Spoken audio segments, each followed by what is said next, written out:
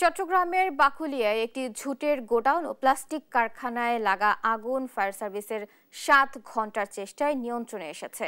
শনিবার সকাল 8টার দিকে ফায়ার সার্ভিসের 11 ইউনিটের চেষ্টায় আগুন নিয়ন্ত্রণে আসে। তবে ঝুট কাপড় থাকার কারণে দ্রুত আগুন নিয়ন্ত্রণে আনা সম্ভব হয়নি বলে জানায় ফায়ার সার্ভিস।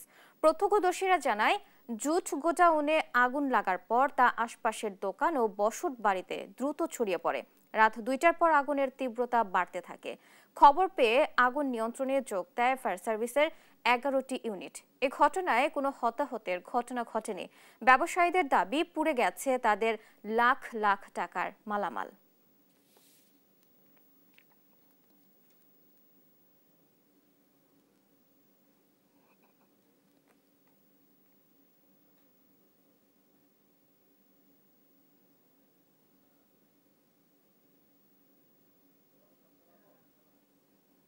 বিভিন্ন ধরনের জুটের গোডাউন, প্লাস্টিক জুট, কাপড়ের জুট, সব বিভিন্ন রকমের রয়েছে। এগুলো যেহেতু জুটের গোডাউন এবং বিশাল আকার, সেখানে ধার্যগ্রস্ত রয়েছে, সেগুলো হয়তো পানি উপরের দিকে যাচ্ছে, কিন্তু নিচের পানি ঢুকতেছে না। এই হিসাবে একটু সময় নিচ্ছে।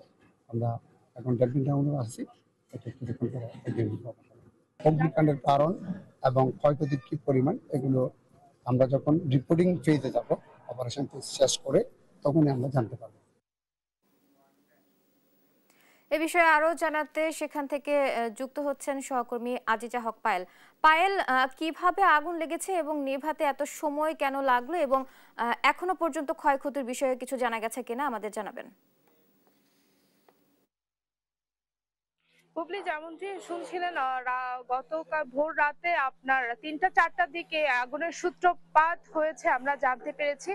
এখানে আসলে 2টি থেকে 3টি গোডাউন রয়েছে। এখানে জুট মিল ছিল, এখানে প্লাস্টিক বোতলের কারখানা ছিল। এখানে হঠাৎ করে স্থানীয়রা জানতে পারে আগুন লেগেছে, কিন্তু এখানে তারা বলছিলেন শর্ট সার্কিট থেকে এই আগুনের সূত্রপাত হয়। তবে অনেকেই বলছিলেন জুট থেকেই আসলে এই আগুন লাগার ধারণা করছে তারা। তবে ফায়ার সার্ভিস এখনো নির্ধারিত সঠিক কোনো সিদ্ধান্ত দেয়নি। তবে এখানে মালিক পক্ষের সাথে কথা বলে আমরা জানতে পেরেছি, এখানে মোহাম্মদিয়া শাহ আমানত ট্রেডার্স এবং শাহ আমানত 2টি বোতল কারখানা রয়েছে। তারা বলছেন এখানে তাদের প্রায় 5 কোটি টাকার ক্ষয়ক্ষতি হয়েছে। তবে এখানে এই জুট মিলের পাশে কিন্তু 100টি কাঁচা পাকা বসত ঘর রয়েছে, তাদেরও খুব বেশ ক্ষয়ক্ষতি হয়েছে এমনটা আমরা জানতে পেরেছি।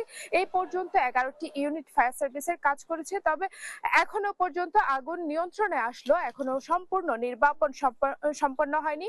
বিভিন্ন জায়গায় আগুন জ্বলছে আমরা দেখতে পেয়েছি। আপনারা দেখতে পাচ্ছেন এখনো কালো ধোঁয়া একেবারে ছেয়ে যাচ্ছে। এই কালো ধোঁয়া দেখে বোঝা যাচ্ছে এখানে এখনো কিন্তু আগুন জ্বলছিল।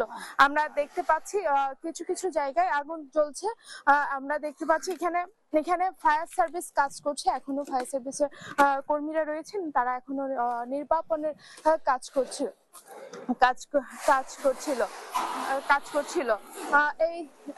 এই ছিল ফায়ার সার্ভিসের সর্বশেষ আপডেট। হুবলি। পায়েল, আপনাকে ধন্যবাদ। দর্শক, চট্টগ্রামের বাকলিয়ায় একটি ঝুটের গোডাউন ও প্লাস্টিকের কারখানায় আগুন লেগেছে, সে বিষয়ে বিস্তারিত জানাচ্ছিলেন আমাদের সহকর্মী পায়েল।